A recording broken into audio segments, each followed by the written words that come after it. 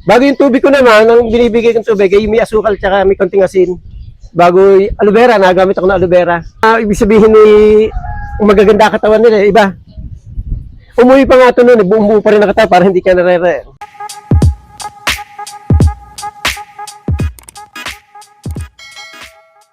Magandang hapon. Ako nga pala si Filomeno Melendres.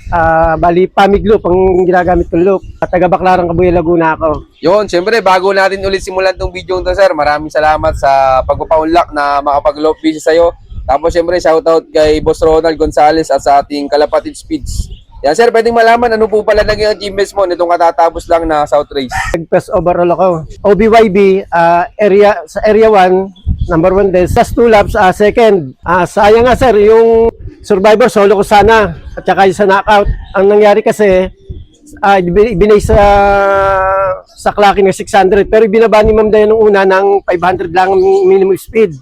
Pero ang nangyari, siguro mga 903, binawi nila, binalik nila sa 600 dahil marami daw nagre-reklamo na sa clocking na lang daw sundin. Pero kung hindi nagkaganon, dali ko, gawa ng yung ibong ko ay 903 niya binawi, 910 dumating ang ibong ko. Sayang sir, no, di pa umabot ilang minuto. Kaya nga, sayang, dali ko sana akin lahat sana yung survivor tsaka yung knockout. Yung partaker na lang tuloy ako doon. Oo nga, pero congrats pa rin kay sir. Bari ikaw pala sir yung first overall ng Young Bird, All Bird sa APRA Club. Ako. Yan, congrats kay sir. Tapos sir, pwedeng may pasal mo kami sa loop mo. Oh, eto loop ko, halo-halo din. Yan, samahan nyo kami mga kalapatids. Daming ibon ni sir. Mailan tong ibon mo sir? Kulay sandali yata yan eh. Dami mga kalapatids. So pag-alagala lang, ngayon yung stock bird niya. Dami, sama-sama. Oh. Ito yung, bali yung ibon na pinag-champion. Ito yung champion, mga kalapatids. Kukunin ni sir. Bali yan sir yung flyers look mo. Ito rin. Dito sa may motivation to kasi may asawa to, may itlog, kaya siguro muwi. Ito mga kalapatids. So, anong bloodline na to sir? Sa online ng Taiwan. Ito mga kalapatids. So, Naglulugo na nga eh, lumilimlim eh. Taiwan pala to mga Ang kalapatids. liksi talaga. Lakas na ibon sir no? Lakas talaga. Kamusta yan sir nung kinakarera mo simula nung first lap derby? First lap derby, okay naman. Kaso nung first lap na ang speed lang niya ay 747. Ang second lap, nag-1-2 mahigit. Bumilis no? Bago nag-third lap, nag-900. Bago nag-1-1 yata ulit ng fourth lap, fifth lap, 1,000. Ang puro smash race kasi gawa ng sa Irosin. Tsaka sa akin si Pokot. Halos smash. Pero pagdating ng Calvayo, bulag 1,000 ang speed niya. Bumilis sir nung tawid dagat no? Tawid dagat ng bilis. Bago nga nung mag-Tacloban, bali nag-finisher lang siya. Gawa ng sa speed niya. Binago kasi speed na 500 eh. Ginawa 600 ulit. Wala sana ang premyo. Ito mga kalapatid. So first overall ng Young Bird, All Bird.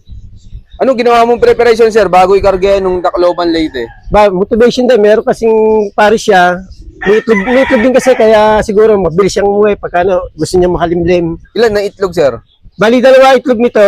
Isa lang, nabasag yung isa kasi. Ang ginawa ko na lang, binigyan ko na siya ng peck egg para motivation niya, para nalilimlim pa rin siya. Yung itlog naman, pinapisa ko. Ayun, sa awa ng Diyos, malaki na ngayon. Yung sumunod na itlog, ganun din, nabasag pareho. Sayang nga. Pero sir, nabangan mo yan nung dumating nung Tacloban? Nabangan ko. Ganito pa nga sana eh. Alis kami, punta kami mabuhay, bibili kami ng ulam. Ang nangyayari, sabi ko doon, meron din kasing alpas ang SL sa dito sa C6. Ay may karga rin ako ng C6. Ang kulang ko lang yung check card. Nung kami ay, balak ko namin malis, sabi ni Mrs., may bumabay at ang ibos sa bubong. Sabi ko, hindi, yan yung hinantay ko galing C6. Nung pagbaba niya dito sa landing board, sabi ko, parang ito yung Tacloban. Ito lang yung Tacloban, ayun. Ang paa niya, talagang putik, parang nagsaka. Hindi ko na makita yung sticker niya nung inalis ko. Talagang puro putik to, punong-puno yung dalawang paa niya. Kasi nung Calvayo, ganun din siya, puro putik na ng paa niya. Yung Tacloban, ganun din, puro putik. Yan, congrats kay sir. Pero sir, anong ginagawa mo kapag nauwi ibon mo na may putikan yung paa? Bibigyan ko siya binabawang ko lang siya. Pagka binibigyan ko ng bawang. Ano yun sir, sa tubig o diretso mong diretso. tinutubo? Bago yung tubig ko naman, ang binibigay kong tubig ay may asukal tsaka may konting asin. Yun yung pansalubong niyo sir? Ayun pa sa lubong ko. Bago sa pag nakapahinga, sinusubukan naman ng bawang. Oo, so nakakuha tayo ng bagong kalaman kay sir. Tapos sir, anong balak mo na dyan sa ibon mong yan, sir? Ay, bibrit ko na lang to. Hindi ko na tilalaro. Nagbigay na lang kahit papaano ng karangalan eh. Ano ba yan, sir? First time na achievements niyo, sir? Hindi naman. Nung last year kasi, lumaro din ako sa IPRA. Bali, nagkalbayog ako, cut-off nga laang. Pero nung nag-summer race, bali sa Old Bird, 8 overall champion ako noon. Ayos, pangalawang achievements na pala to ni sir. Pero sir, gaano katagal ka na pala nag-iibon? Matagal talaga ako nag-iibon. Bata pa ako, nag-iibon ako. Yung mga pamangkin ko, wala pa ako sa mga yan. Ngayon lang ako sumali sa club. Talaga hindi ko na hilig na, talaga passion na pagkakalapate, matagal na. Pero pang ilang sabak mo yan sa karera, sir, yung itong nakatatapos lang na South Race? Bali, 2 South Race na eh. Nung last year, tsaka ngayon pa lang, bali 2 years pa lang. Kababalik-balik lang pala ni sir sa pag-iibon. Anong ginawa mong diskarte, sir, sa nitong derby na? Pagka condition talaga magaling. Kailangan talaga ang condition ng ibon at saka loop play sa umaga, sa tanghali, pinalulup play ko rin sila. Sa hapon, ganun din. Bali 3 beses. Bago talagang pinakakain ko siya ng mani. Pag sa pakainan, talagang kumakain sa kamay ko, kumakain ng mani sa labas ng patukaan. Talagang matakot siya sa mani. Yun ang isang na-obserbahan ko sa kanya. Tsaka yun talaga siya pagka laging pasok din agad niya pagka uuwi. Simula first lap derby, sir, binigyan mo ng asawa yan? May asawa ng Timano to. Kasi magkakasama naman sila sa loob. Niligyan ko lang sila na pairing ng una yun. Nagda sila nag-itlog. Ito mga kalapatids. So, congrats kay sir. Ito, Taiwan bird pala to mga kalapatids. Yung magulang niya, sir, nandito pa? Nandun. Hindi mo na, sir, pagpapalitan ng pares? Hindi na. Sasabak na ulit yan para sigurado. Congrats kay sir. Pero sir, ikaw pala, anong mga gamit mong supplements dito sa loop mo pag derby na? Nagamit ako ng pula-puti. Yung B12 na, yung bilog lang din, yung B12 na pang manok din. Halos pang manok din naman ang ginagamit ko eh. Bago, aloe vera, nagamit ako ng aloe vera. Aloe vera. Bago to mga kalapatids. Once a week lang. Para saan yung aloe vera, sir? Nakakita ko lang din sa YouTube na for digestion dyan ng ibon. Kaya ginamit ko rin. Tinatesting ko. Once a week lang, nagbibigay ako. Ano yun, sir? Sinusubo nyo? Sinusubo ko sa mga panlaban lang. Sa mga nilalaro ko. Gano'ng kalaki, sir? Basta hihiwa ko, talupan ko, yun ay susubo ko sa kanila. Gano'ng katagal nyo nang gamit, sir, yung aloe vera? Bali, halos tulang. Itong karerahan to. Nakita ko sa YouTube kasi yun eh. Kamusta naman, sir, yung paggamit nyo ng aloe vera? Okay naman. Ibig sabihin magaganda katawan nila, iba. Umuwi pa nga ito noon, buong buo pa rin nakatawa para hindi ka narere. Anong araw ang subo nyo ng aloe vera, sir? Bali, nagsusubo ako ng Miyerkules kasi nung subuan. Once a week lang. Pero nagbibigay pa rin kayo, sir, nung ideal? Hindi, wala akong ideal. Tsaka victory, wala din, victory, sir? Meron. Victory pills. Victory lang, victory pills. Kasama lang kasabay ng B12. Yan. Tapos, sir, pwedeng may ipasyal mo pa kami sa loob mo. Yan, mga kalapatids, marami-raming ibon si sir. Yan, balik mo muna yun, sir. Yan, tingnan nyo mga kalapatids, ang daming ibon ni sir. May ilan lahat to, sir? Baka kulang 100 na yata. Ang dami mga kalapatids. Yan pa yung mga ibon nyo. Ito pa, bago dito. Talagang hilig ni sir yung pag-iibon. Ito, mga may bulutong. Bulutong at saka may wanakon. Ito yung mga stockbird kong barako. Ito, stockbird. Ang dami mga kalapatids eh. Ito, meron pa rin isang pares dito eh. May isang inakay lang. Talagang hilig ni sir yung pag-iibon. Bago ito yung mga hen ko na andito.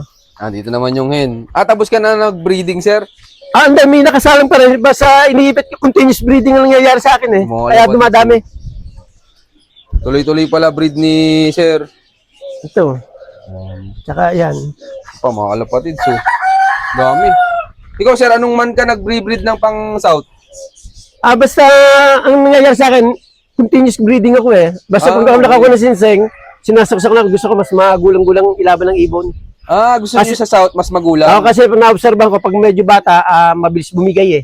Hindi gaya ng medyo magulang, matyaga-tyaga. Parang ding manok. Sa manok, ganun din. Pag bata, medyo mahina ang Hindi gaya ng magulang, matiisin sa labanan. Ganun din sa kalapate, parang kinukumpara ko laang. Kasi pag hindi mo ikukumpara, ano mangyayari, di ba? Kasi pag bata, ilang beses na rin kurba ng bata, nawawala lagi. Training pa lang, nawawala. Pag medyo magulang, nakakalayo. Nawawala sila pero malayo. Tama nga naman. Kumbaga, sir, yung diskarte mo sa pangmamanok na i-apply mo pala sa pangkalapati. Oo, ina-apply ko rin kasi. Ganun yung pares lang naman may pakpak yan eh. Tama nga naman. Sa tagal din naman kasi nag-alaga ng manok, ay na, yun ang in-apply ko, yung gamot yung ginagamit sa ano. Bago konting nalalaman sa YouTube, pag nanonood, i-apply din. Yun, maraming salamat sir. Pero ikaw ba sir, may naging mentor po ba sa pag-iibon? Wala. Simula na wala talaga. Kasi nung sinasabi ko, noon napakaraming kalapate. Ako pinakamaraming kalapate sa amin sa baryo namin sa Baclaran. Nasa may 100 piraso din yan. Noon pa. High school pa lang yata ako na tsaka mag-college ako. Napakarami ibon. Kumukuha nga sa akin ng ibon ng taga-arangkin hanggang sa maging kumpara ko yun eh. Kaya maraming salamat sir. Tapos sir, tingin mo ano yung pinakang importante sa pagkakalapati para manalo? Talagang tututukan mo ang kalapate. Hindi maaaring basta ubaya na lang. Dapat talaga tututukan mo. Tsaka yung observe mo lahat ng kilos at tsaka yung katawan nila kung pwede talaga. Kasi pag medyo pangit ang katawan, mahirap eh. Hindi yung gaya ng para sa manok na maskulado, parang magandang ilaban, ganoon. Tsaka nakakondisyon siya talaga. Dapat kondisyon ng kalapate bago talaga isabak. Muli, ako nga pala si Meno Melendres, Pamig Loop, ang gamit kong loop. Pigeon Prancer ng Baclaran, Cabuyao, Laguna. I love this game. Yun, shoutout sa inyo lahat mga kalapatis. Maraming salamat sa solid yung support. At siyempre, maraming salamat din kay Sir. Ayan, sa pagpapaunlak na makapag-love visit tayo sa kanya. Sir, baka pala may mga gusto kong shoutout dyan. Shoutout sa mga tropang nandito sa Gulod. Marami dyan tayong tropang nandyan. At saka shout nga pala kay Parimpol de Mayuga. At sa lahat ng mga puncher pang nandito. Shoutout. Yun.